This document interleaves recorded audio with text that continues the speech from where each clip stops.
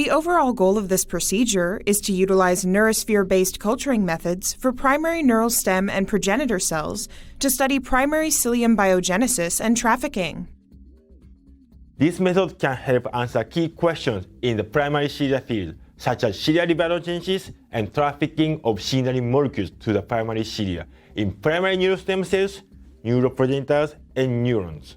The main advantage of this technique is that we can use the primary cell cultures of neurostem cells, neuroprogenitors, and neurons to analyze biogenesis and signaling pathways in the context of the primary cilium. Generally, individuals new to this method will struggle because culturing neural stem cells is technically challenging for beginners. Visual demonstration of this method is critical as dissection of the retinal ventricle and steps such as culturing neurospheres and quantification of primary cilia are easily learned by observing the critical steps.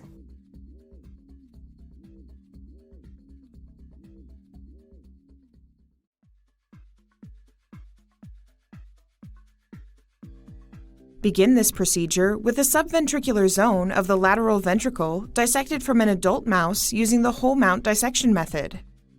Place the tissue containing the SVZ into a 1.5 milliliter tube.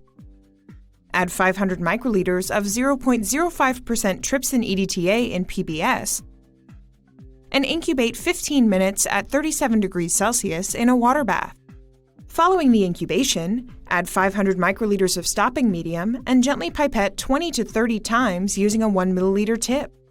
Avoid forming air bubbles during pipetting. After this, spin down the cells at 500 times G for 8 minutes. Discard the